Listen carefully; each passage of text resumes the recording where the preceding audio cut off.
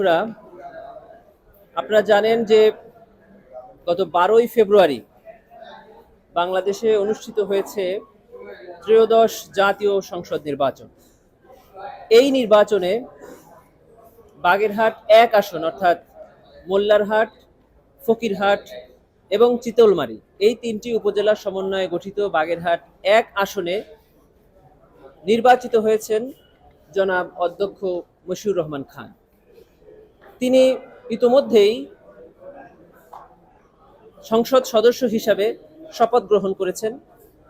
ওনার নামে বাগেরহাট 1 আসনে সংসদ সদস্য হিসাবে গেজেট প্রকাশিত হয়েছে।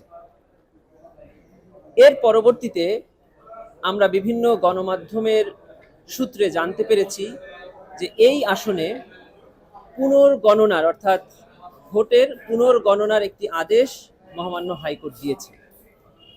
বেশ কিছু গণমাধ্যমের সূত্রে এই তথ্য জানতে পেরে ওনার পক্ষের আমরা কিছু আইনজীবী এই আদালতে এই মামলার নথি উপাত্ত পর্যালোচনা করেছি, আদালতের খবর নিয়েছি।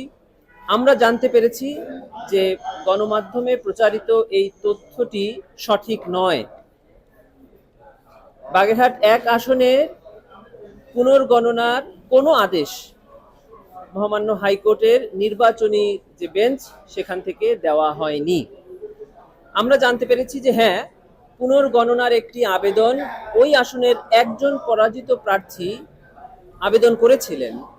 সেই আবেদনটি নির্বাচনী বেঞ্চ গ্রহণ করেছেন এবং আগামী 21 মে 2026 তারিখ এই মামলাটি শুনানির জন্য দিন ধার্য করেছে।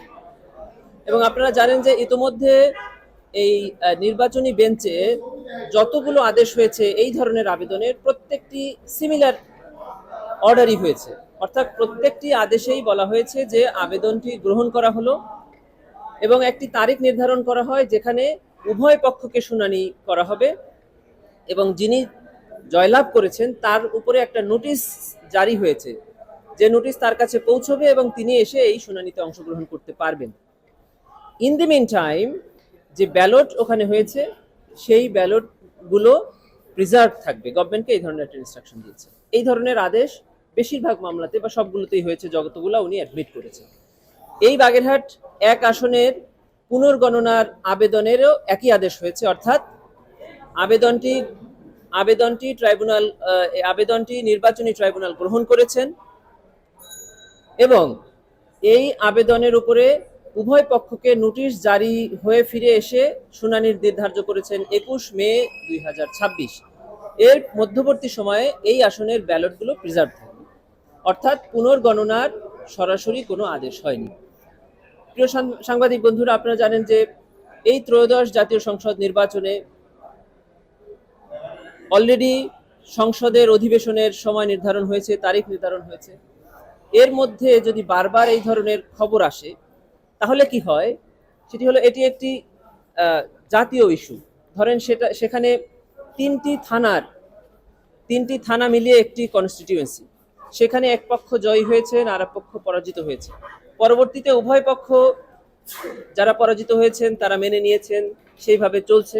কিন্তু যখন এলাকাতে একটা খবর যায় যে পুনর্গণনার আদেশ হয়েছে,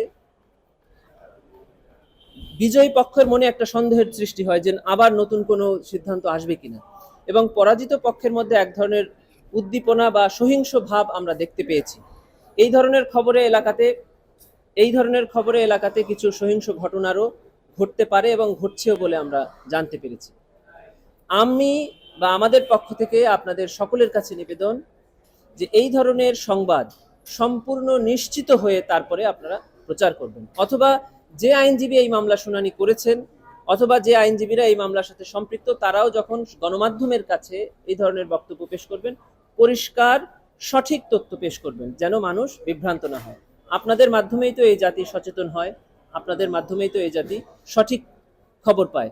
আমরা আশা করছি বিগত 15 বছর আমরা যে ধরনের অকার্যকর সংসদ দেখেছি, যে সংসদে আমরা দেখেছি যে গান হয়েছে, গল্প হয়েছে, হাসাহাসি হয়েছে, জাতির কল্যাণের জন্য যে সংসদ কাজ করেনি, সেই সংসদ থেকে বেরিয়ে এসে এবার একটি গণতান্ত্রিক সংসদ, উৎসাহ উদ্দীপনায় ভরা সংসদ, দুই পক্ষের বাক বিতণ্ডায় একটা সঠিক আইন প্রণয়নের সংসদ যেন গঠন হয়, মানুষ যেন এই সংসদের মাধ্যমে একটি নতুন বাংলাদেশ ফিরে পায়, জুলাই গণঅভ্যুত্থানের শহীদদের রক্তের বিনিময়ে একটি সুদৃঢ় সংসদ যেন মানুষ ফিরে পায়, এই আশাবাদ আমি আপনাদের মাধ্যমে ব্যক্ত করছি। জি, ধন্যবাদ আপনাদের সবাইকে।